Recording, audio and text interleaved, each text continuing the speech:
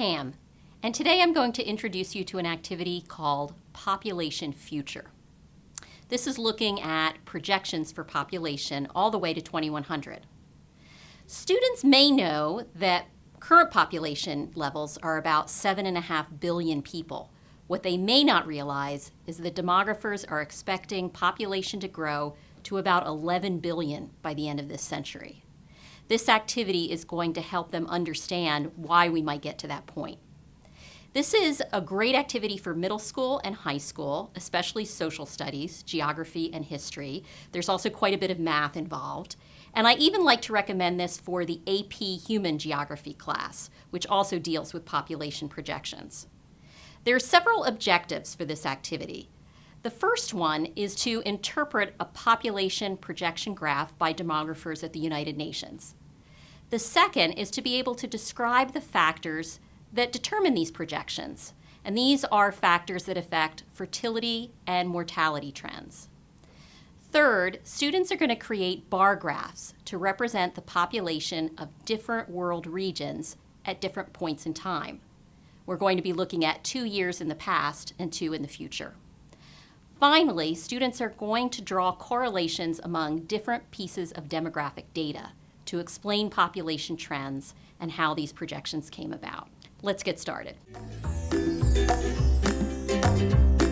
We're going to start with part 1, which is called Population 2100. In this part, students are going to analyze the United Nations population projections.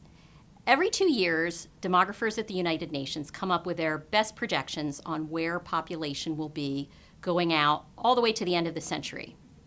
Let's take a look at the chart.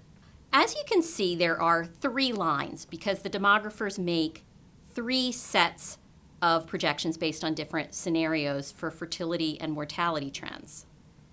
The high projection, that green line, goes all the way out to 13.3 billion.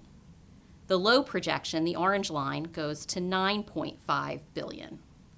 So between those 2 numbers, that's what demographers consider their 95% confidence interval, meaning that they are confident, 95% confident, that population will be in that range by the end of this century.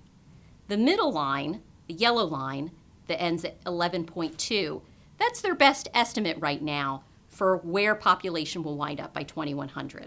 Now, this would be a good time to discuss with students the different variables that affect the scenarios that demographers come up with. So they're looking at fertility trends and mortality trends. So you might ask the students, what are some different things that could affect fertility, or in other words, how many children a couple might decide to have? So for example, they might be able to tell you that the health of the economy might affect how many children they might have, or how many years of education the parents have, what kind of employment opportunities they have, and so forth. For mortality, they might be looking at what are the life expectancies? Are there any pandemics, diseases that could wipe out parts of the population? What are people's lifestyles? Are they living healthy lifestyles that might enable them to live long lives? So they take all of these variables, and that's how they come out with these 3 different scenarios for their low, medium, and high variance. Now we'll transition to part 2, which is called Where Are We Growing? I like this part because it's much more hands-on for the students. They're actually going to be building bar graphs that show different regions' population for different time periods. So what you want to do is divide the class into groups of 4. Within those groups, each student is going to get a different worksheet and a set of markers, 6 colors. And it's important that each student in the group use the same color for each world region, because at some point we're going to compare all of their graphs together. Now, on the worksheet, we provide the data for population for each of the world regions for these different years: 1980, 2015, 2050, and 2100. So the 2050 and 2100 numbers are projected numbers. What students will have to do in order to complete the bar graphs is to figure out how many of the grid squares they need to color in for each of the world regions. We give them instructions telling them that each grid square equals 25 million people.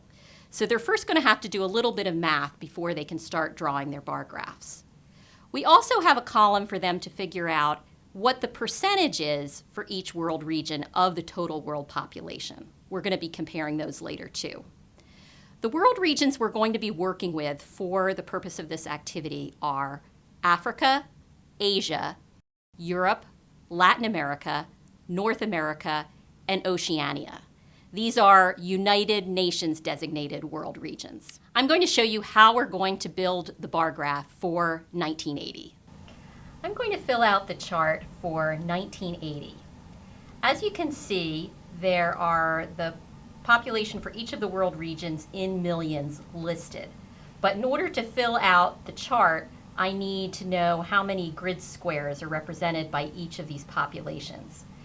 On the directions, it tells students that one grid square equals 25 million people. So I need to divide 25 into each of these numbers to get the right number of grid squares.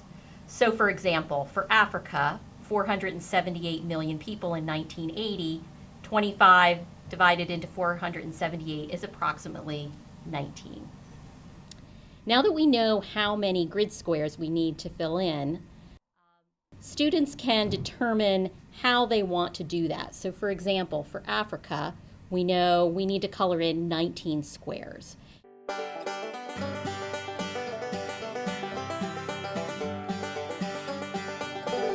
Once all the students in each group have completed their bar graphs, you're going to ask them to lay all 4 sheets out chronologically. So 1980, 2015, 2050, and 2100, so that they can compare the size of each of the world regions and also the size relative to each other. There are also some questions on the back of the worksheet that they will answer based on their analysis of these 4 bar graphs that they're going to look at. For example, they might talk about which region grew the most between 1980 and 2015. This will be pretty obvious that it was Asia that grew the most. But then they're going to look at which region is expected to grow the most between 2015 and 2100. And they're going to find that Africa is expected to grow the most during that time period. In fact, Africa is expected to quadruple by the end of the century. They'll also notice some other things too. There are some regions that grow very little, not at all, even some that might decrease in population, such as Europe. Once students have looked at their bar graphs, now it's time to look at some data to better understand what they're seeing on the bar graphs. On this data chart, we provide data for fertility rate, the number of children per woman, infant mortality rate, that's the deaths per 1,000 children under the age of 1, the percentage of population under age 15, the percentage of population over 65, and life expectancy at birth. And here's really where you see a lot of variety of factors. So for example, Africa, which is our region that's expected to grow by a factor of 4 by the end of this century, you'll notice that the fertility rate is 4.7 children per woman, considerably higher than anywhere else in the world. You'll also notice that a large percentage of Africa's population is under the age of 15. 41% is under 15.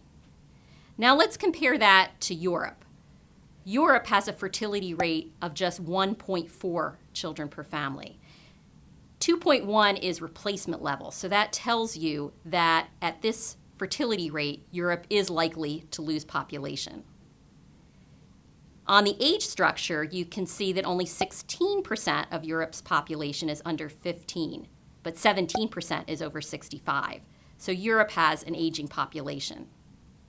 There are a number of discussion questions to help students analyze the data on this chart and then to match it to what they're seeing on the bar graphs. And one of the questions is asking them what challenges might these regions face in the years ahead. For example, what are some challenges for an aging population with more elderly than young children? What are the challenges for a population that is expected to grow by a factor of 4 within a pretty short amount of time. There's another activity that we have called Where Do We Grow From Here? It's on the worldpopulationhistory.org website that also looks at this idea of population projections and where that population is going to be distributed. I hope you've enjoyed this activity. For more like it, go to www.populationeducation.org. Thank you.